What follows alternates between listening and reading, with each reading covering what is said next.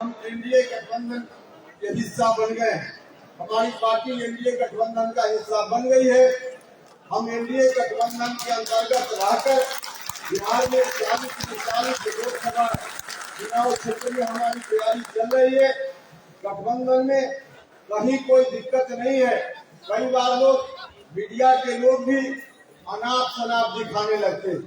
हम आप सब लोगों से बिहार भर से जो आए हुए साथी हैं उनसे हम आग्रह करना चाहते हैं कि मीडिया की हर बात को सच मान करके घर बैठे प्रतिक्रिया देने का काम नहीं कीजिए।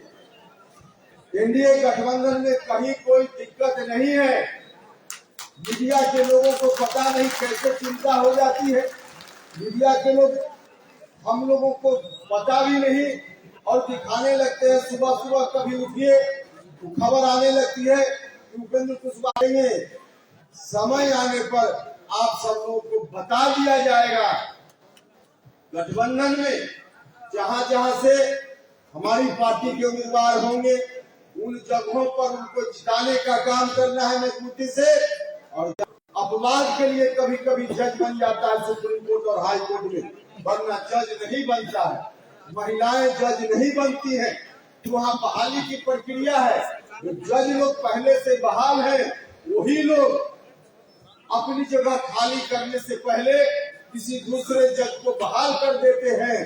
और इस रूप में जो बहाली की प्रक्रिया है, जज की बहाली नहीं होती बल्कि जज लोग अपने उत्तराधिकारी को बहाल करते हैं। अपने उत्तराधिकारी को बहाल करते हैं। और उत्तराधिकारी में कौन बहाल होता है? उत्तराधिकारी में गांव की बात छोड़ दीजिए, दलितों की बात छोड़ दीजिए, सवर्ण जमात के भी जो गरीब लोग हैं, यहाँ तक कि ब्राह्मण परिवार का, राजपूत भूमिहार परिवार का भी, गरीब परिवार का कोई बच्चा पढ़ने में चाहे जितना मेरिट वाला हो, अगर वह चाहे कि हम सुप्रीम कोर्ट और हाई कोर्ट में जज बन जाए तो उनके लिए भी रास्ता बंद है, उनके लिए भी दरवाजा बंद है। पिछड़ा के पिछड़ा दलित के लिए तो बंद है ही। उस दरवाजा को खोलना है कि नहीं खोलना है? उस दरवाजा को खोलने का काम करना है और वह दरवाजा खुलेगा, मुझको पक्का भरोसा है। जब हम भारत सरकार में मंत्री थे उस वक्त आदरणीय नरेंद्र मोदी जी के नेतृत्व में सरकार चल रही थी। आदरणीय नरेंद्र मोदी जी के नेतृत्व में वो आगे सरकार आएगी, इसमें हम सब लोग समाज को बुलंदी से उठाने का काम करें। बुलंदी से उठाना है, इसलिए राष्ट्रीय लोक जनता दल को और ज्यादा मजबूती से जनता के बीच में ले जाने का काम करना। तो देश के स्तर पर यह काम हम सब लोगों का है जो करेंगे हम, और राज्य के स्तर पे, देश के स्तर पर भी, लेकिन राज्य के स्तर पर ज्यादा गरीब लोगों के लिए, गरीब घर के बच्चों के लिए पढ़ाई का इंतजाम। आज भले हम लोगों ने जब अभियान चलाया था, जो प्रक्रिया है, हमने पहली मांग उस समय रखी थी कि बीपीएससी या बीपीएससी जैसी कोई दूसरी संस्था बनाकर राज्य की सरकार शिक्षकों को बहाल करे। हमने उस समय कहा था, लेकिन अब जाकर सरकार ने उसको मानने का काम, तो इसको भी ठीक करने का काम करना है, ठीक करने का काम करना है। तो यह काम मोटे तौर पर शिक्षा का काम, स्वास्थ्य का काम और नौजवानों के लिए रोजगार का काम। आज के ऊपर भरोसा करने लगा था। आपने कहा था उस समय कि हम सत्ता में आएंगे तो बिहार के नौजवानों के लिए हम ऐसी व्यवस्था करेंगे कि जो नौकरी मिलेगी उसमें 90% बिहार के ही लोग हों। इस बात के लिए हम आरक्षण लागू करने का काम करेंगे। हम डोमिसाइल नीति बिहार के लिए लाएंगे। 90% के साथ अन्याय हो रहा है।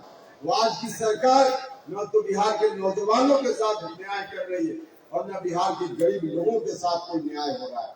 इसलिए आप सब लोगों से आग्रह है कि तमाम कार्यों को आगे आने वाले दिनों में हम सब लोगों को मिलकर करना है। हम सब लोग इस रूप में करेंगे।